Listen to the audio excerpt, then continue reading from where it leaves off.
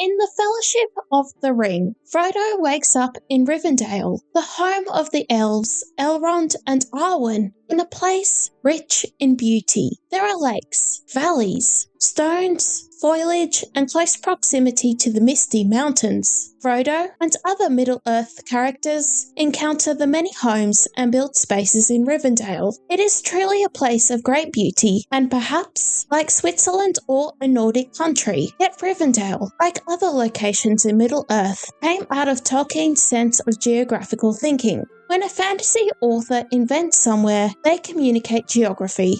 Geography is the study of spatial relationships between people, places, and environments. It examines how human societies interact with their physical surroundings and how location influences everything from economic development to cultural practices. Geographers investigate both natural phenomena like climate patterns and human activities such as urbanization and migration. The discipline bridges science and humanities, using tools ranging from satellite imagery to ethnographic research. Geography asks fundamental questions. Where do things happen? Why there? How do places connect? By analysing these spatial dimensions, geography reveals how location shapes human experience and how people, in turn, transform their environments through settlement, resource use, and cultural expression. Fantasy has always been interested in geography. From the imaginative maps at the beginning of novels to the names given to fictional places, languages, and people, fantasy writers are not only creators of characters and narrative, but also in tune with geographical thinking.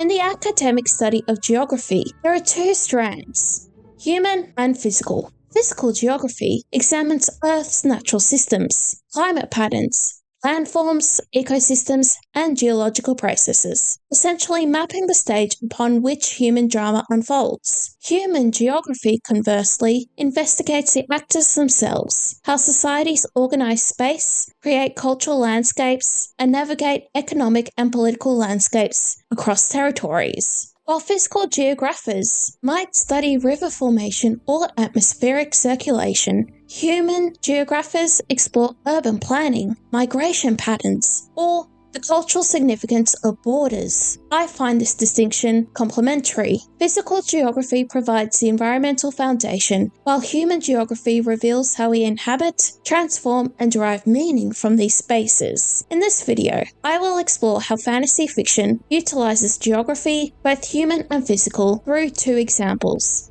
Harry Potter and Lord of the Rings. I encourage a deeper understanding of the many ways authors construct fantastical worlds with geographical thinking.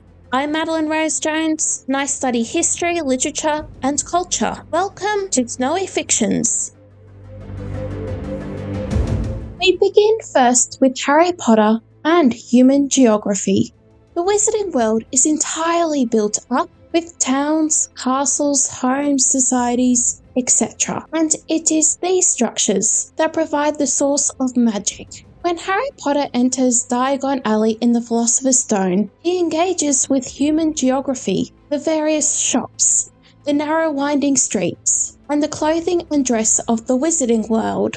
This scene, for the reader and viewer, establishes a sense of wonder and awe, which is critical to fantasy literature. When considering whether a fantastical series relies more on human or physical geography, take note of the various emotional states you experience through reading. Ask yourself, what parts of the story provoke wonder? It's not often a magical spell or potion, but when the protagonist encounters something or someplace grander than themselves. In the wizarding world, these moments happen in the sense of human geography. In Chamber of Secrets, Harry and the Weasleys arrive at the Burrow, and Harry finds this all enchanting. The Burrow, like Hogwarts, Hogsmeade, and Diagon Alley, is suggestive of human creation and world choice. These are places that can only exist because of humans, and in J.K. Rowling's opinion, they are places of enchantment and magic.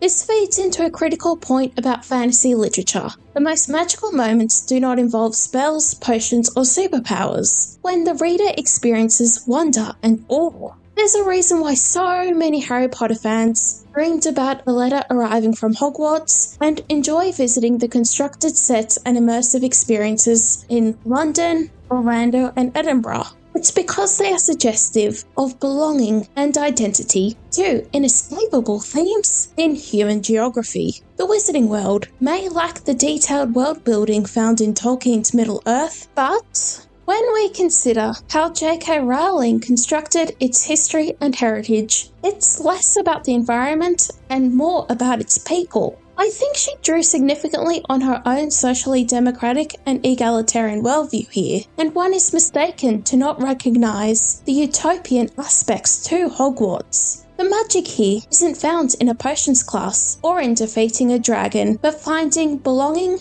meaning, and family. What J.K. Rowling accomplished is utterly remarkable.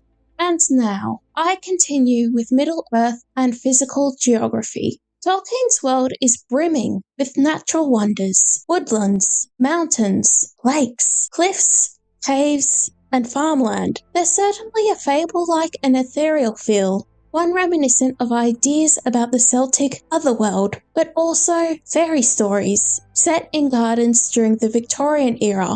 Tolkien's cosmology drew on medieval mythology and folklore, but also his Catholic notions on heaven and the environment.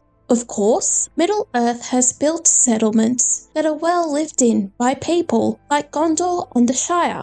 Yet look closer. Tolkien contrasts these landscapes with physical geography. The hobbit holes in the Shire are covered by grass, flowers, and plants. It's as if the physical world shaped the many peoples and cultures of Middle-earth rather than the opposite. In the Lord of the Rings movies, Peter Jackson has the wisdom to contrast Gondor and Mordor with cliffs, caves, mountains, and rivers, which offer a terrifying but also stunning contrast to the built places like castles and towers. Tolkien's world building is in dialogue with the sublime, an overwhelming aesthetic experience that transcends ordinary beauty and provides moments of awe for vastness, power, or mystery that humbles and both elevates the human spirit. If you are familiar with Romanticism or the many landscape depictions from the 19th century, you may understand what I'm implying here.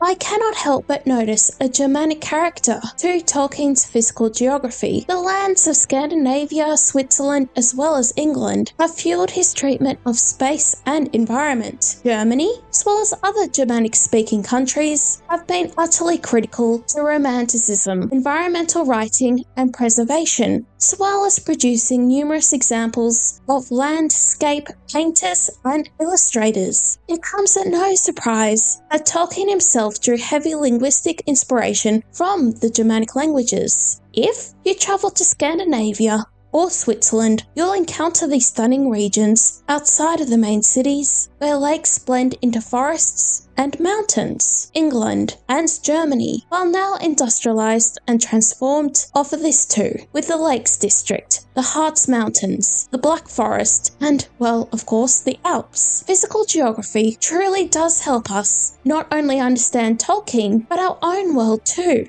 I do not intend to create a strict division between human and physical geography. In every example of fantasy, the authors will use both. Lord of the Rings is not alien to the achievements of societies, warfare, and urban planning. Likewise, Harry Potter utilizes animals, landscapes, and weather for storytelling and character purposes. World building does require both human and physical approaches to geography. It's just that some series, like Harry Potter, are distinct and excellent for one more than the other. In the study of geography, there is a third category, which is mixed geography. This is when the human and physical methods are used to instruct and to understand the subject being studied. I think children's literature often does this quite well. Think Peter and Wendy and the Chronicles of Narnia, as well as the wonderful fairy tales by Hans Christian Andersen. This video was intended to start a discussion about the role geography plays in world building and fantasy literature. I encourage you, when re-encountering the Wizarding World or Middle-earth, Do consider the way physical and human geography is used for narrative purposes. You may find the magic in these stories also existing in our own world too. But back to you. What are your thoughts on world building and the ways authors use geography? Do you have a favourite magical world? Comment below. I'd love to know your thoughts and start a discussion. Subscribe for frequent videos about history, literature and culture. I also have a mailing list, blog and creative writing classes, all linked below. Thank you for watching and I'll certainly see you soon. Bye for now.